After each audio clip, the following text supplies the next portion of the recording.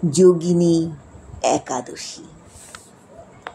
আষাঢ় মাসের কৃষ্ণপক্ষের একাদশীর নাম হল যোগিনী একাদশী। যোগিনী একাদশী আধ্যাত্মিকভাবে সবচেয়ে ফলপ্রসূ একাদশী।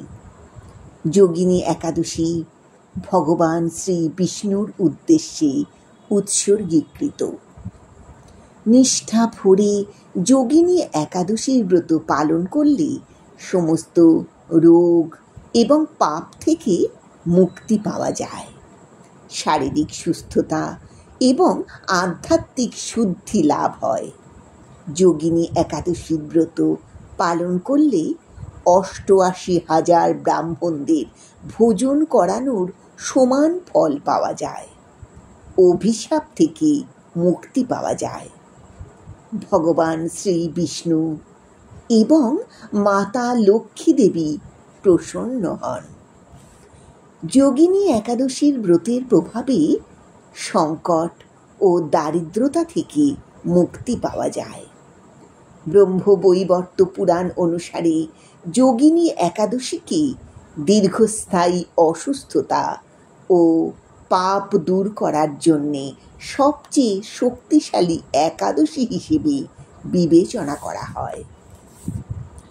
১৪৩২ সালের যোগিনী একাদশী শুরু হবে ৬ই আষাঢ় বা ২১শে জুন সকাল ৭টা ১৮ এবং শেষ হবে ৭ই আষাঢ় বা ২২শে জুন সকাল ৪টে ২৭। যোগিনী একাদশীর ব্রত পালন করা হবে ৬ই আষাঢ় বা ২১শে জুন।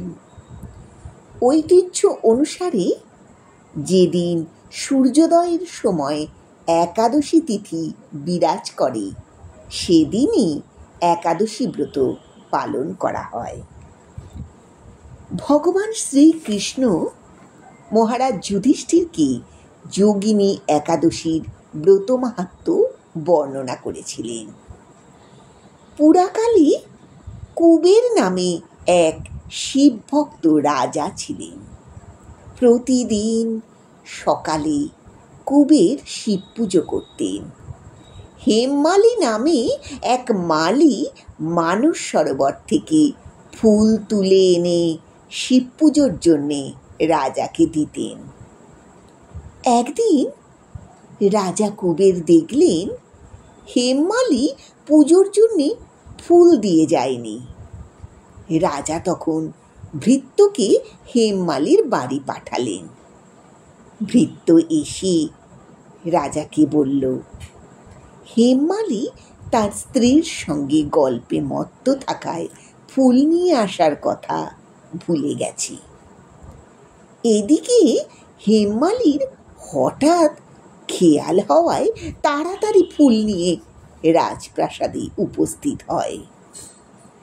রাজা কুবের হেমমালির দেরি হওয়ায় খুব রেগে গিয়ে হেমমালিকে কুষ্ঠরোগ হওয়ার এবং স্ত্রীর সাথে চিরবিচ্ছেদ হওয়ার অভিশাপ দিলেন।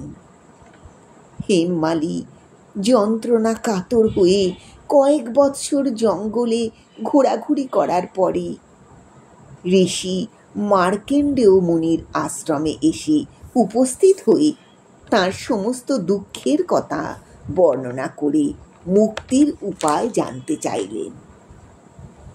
মার্কণ্ডেয় মুনি হেমমালিকে যোগিনী একাদশীর ব্রত পালনের পরামর্শ দিয়েছিলেন। হেমমালি নিষ্ঠার সঙ্গে যোগিনী একাদশীর ব্রত পালন করে সমস্ত পাপ থেকে মুক্ত হয়ে নবজীবন লাভ করেছিলেন।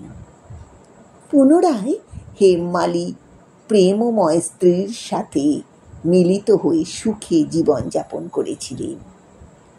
যোগিনী একাদশীর ব্রত পালন মানসিক স্বচ্ছতা, শারীরিক আরোগ্য এবং আধ্যাত্মিক উন্নতি নিয়ে আসে।